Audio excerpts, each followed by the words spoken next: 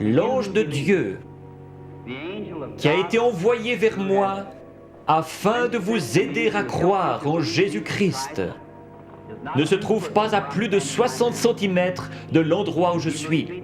Si vous croyez que je suis son serviteur, vous accepterez ma parole. Je ne peux pas vous y forcer.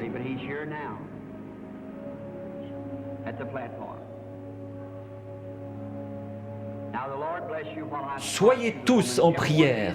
Ces gens sont malades. Cette dame dit qu'elle est une inconnue pour moi. Je ne l'ai jamais vue de ma vie et je suis incapable de savoir qui elle est. Je ne pourrais ni la guérir ni la sauver. Mais Jésus-Christ a déjà accompli tout cela lorsqu'il est mort au calvaire. Il a envoyé des dons dans son Église. Les dons servent à édifier l'Église. Pour voir des incrédules entrer et dire « Vraiment ?» La Bible dit, si vous parlez tous en langue et que des incrédules entrent, ils diront, vous êtes fous.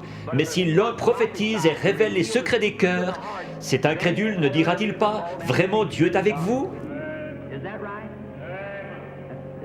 Vous croyez maintenant de tout votre cœur que Jésus-Christ, le Fils de Dieu, est ici maintenant pour accomplir tout ce qu'il a promis. Madame, je veux simplement vous parler. Je fais ceci afin de contacter votre esprit. Croirez-vous de tout votre cœur? Oui. Si Dieu me révèle ce qui ne va pas avec vous, l'accepterez-vous comme votre guérisseur?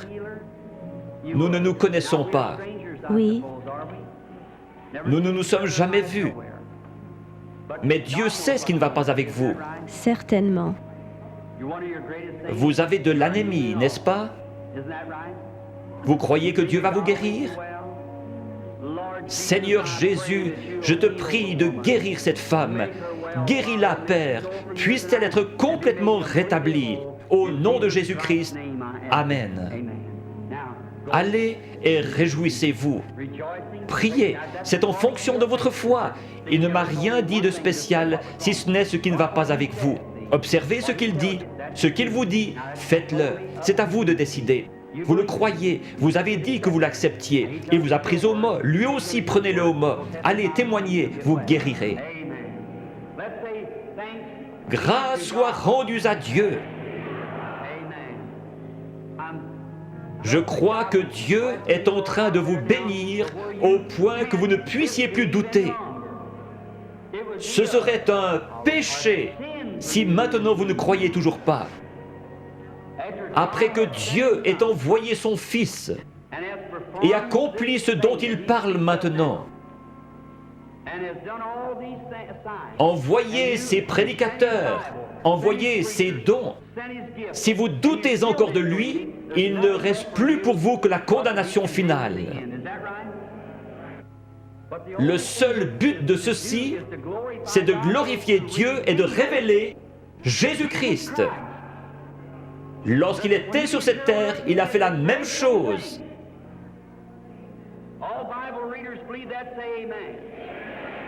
Il a dit, je m'en vais et je reviendrai. Encore un peu de temps et le monde, c'est-à-dire les incrédules, ne me verra plus, mais vous les croyants, vous me verrez, car je serai avec vous et même en vous jusqu'à la fin du monde.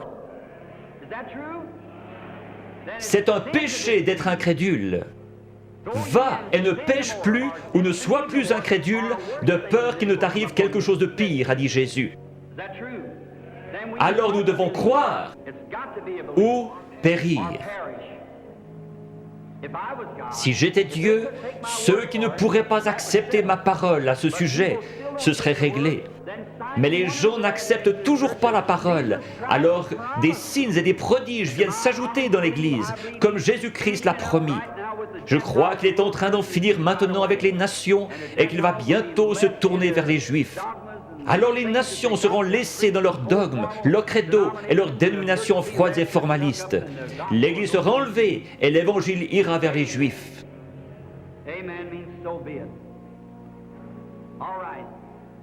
Excusez-moi, sœur, je dois reposer mon esprit de temps en temps.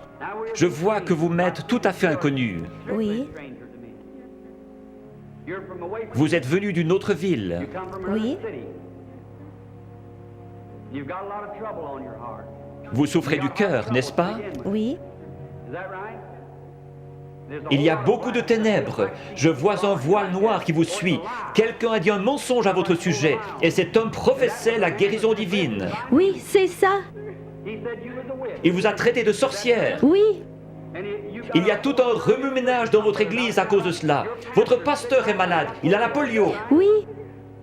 Sœur, ne vous occupez pas de ce que ces gens vous disent, ce sont des mensonges. La seule chose qui ne va pas avec votre cœur, c'est cet état de nervosité. Rentrez chez vous en paix, vous n'êtes pas une sorcière.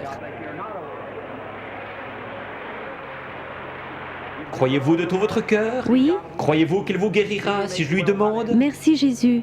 Seigneur Jésus, je te prie de guérir cette femme et puisse-elle être complètement rétablie. Au nom de Jésus, Amen. Allez votre chemin dans la joie en disant « Merci Seigneur » et vous irez bien. Venez madame. Dieu Tout-Puissant, auteur de la vie, redonne à cette femme une parfaite santé au nom de Jésus-Christ. Amen. Dieu vous bénisse. Un instant. Quelque chose vient de vous arriver, vous le savez, n'est-ce pas?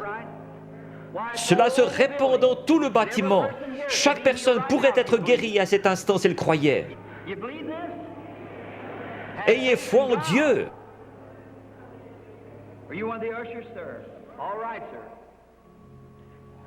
Cette dame assise là, portant une robe à pois, levez-vous madame, il vient de vous guérir de cette maladie de cœur.